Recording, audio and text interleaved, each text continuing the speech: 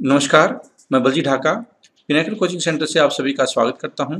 और अब हम करते हैं trick of the day mathematics part 47।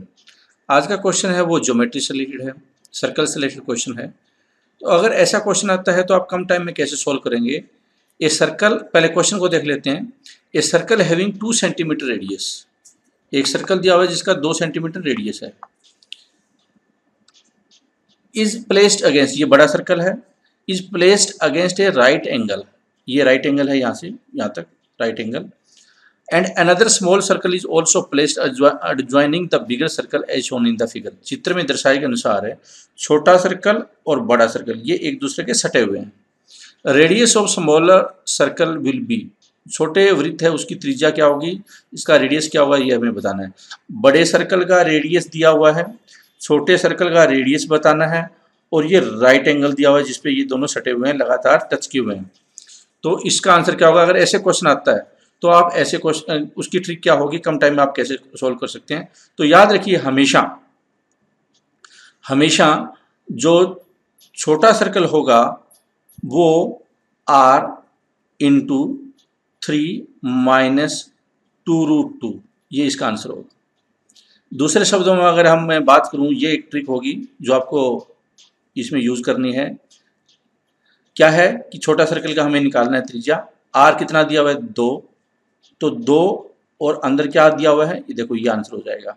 तो 6 किसमें, 6 इसमें, 6 - 4√2, तो बहुत ही कम टाइम में आप इसको निकाल देंगे अगर आपको ये ट्रिक आती हो तो। r छोटा सर्कल और ये वाला r है बड़ा सर्कल। अगर यहाँ ये रेडियस बड़ा रेडियस होता और ये छोटा रेडियस है, अगर 2 की बजाय 3 होता तो कितना आंसर आता, 9 - 4 कितना होता, यहाँ पे 3 होता तो 9 - 6√2। यहाँ पे अगर 1 होता तो ये एग्जैक्टली यही आंसर होता, 3 - 2√2। तो इस तरह से अगर यहाँ पे कुछ भी हो, आप बहुत ही कम टाइम में इस ट्रिक का इस्तेमाल करते हुए आसानी के साथ ये क्वेश्चन सोल्व कर सकते हैं। अब आता है कि अगर ये आपको ट्रिक ना आती हो और आप पूरा कॉन्सेप्ट के साथ सोल्व करना चाहते हैं इस क्वेश्चन को, तो कैसे करेंगे वो और देख लेते हैं। देखो r कितना दिया हुआ है, r दिया हुआ है 2 सेंटीमीटर, 2 सेंटीमीटर दिया हुआ है। ये आप 2 सेंटीमीटर लिखो यहाँ पे, ये आप 2 सेंटीमीटर लिखोगे, और ये कितना होगा 90 डिग्री हो जाएगा, क्योंकि ये टेंजेंट हो जाते हैं फिर, और ऑब्वियसली इनकी लंबाई भी बराबर होगी। तो अगर ये 2 है तो ये भी 2 है, ये भी 2 है। अब आज, और यहाँ तक कितना था, ये 2 था, और उसके बाद ये r स्टार्ट हो जाता है। अगर मैं इसको छोटे वाले सर्कल को बड़ा बना, यहाँ पे ऐसे बना दूँ तो ये r होगा और यहाँ पे ये r है, लेकिन इसके बाद भी थोड़ा सा और बच जाता है। तो हम इसको सॉल्व कैसे करेंगे। अगर ये r था यहाँ पे, यहाँ से, तो ये कितना हो जाएगा, ये पूरा यहाँ से लेकर यहाँ तक, यहाँ से ये हो जाएगा √2r। √2r क्यों हो जाएगा √2r, यहाँ पे अगर ये r था, क्योंकि जो स्क्वायर में डायगोनल होता है वो साइड का √2a होता है, a ये डायगोनल हुआ फिर। तो और डायगोनल किसके बराबर है, ये एक तो ये है r, फिर क्या है ये छोटे वाले का r, फिर एक बार और r, क्योंकि ये r और r है, और उसके बाद देखिए यहाँ पे ये वाला, ये कितना है, ये भी डायगोनल हुआ इसका, तो आप इसको √2r लिख सकते हैं इंटू 2, क्योंकि ये इसका स्क्वायर होगा, और स्क्वायर में अगर साइड r है, अगर मैं इसकी बात करूं यहाँ पे ऐसे बना हुआ था ऐसे, और अगर ये r है तो ये कितना हो जाएगा, ये √2r हो जाएगा, √2r तो इससे ये निकल जाएगा। अब देखिए r की जगह अगर 2 वैल्यू पुट कर देता हूँ, क्योंकि 2 दिया हुआ है, तो ये 2√2 हो जाएगा यहाँ पे। अब यहाँ पे 2 भरता हूँ, और यहाँ पे फिर ले लेता हूँ मैं कॉमन ले लेता हूँ r, और अंदर क्या हो जाएगा √2 प्लस में 1, √2 + 1 हो जाएगा।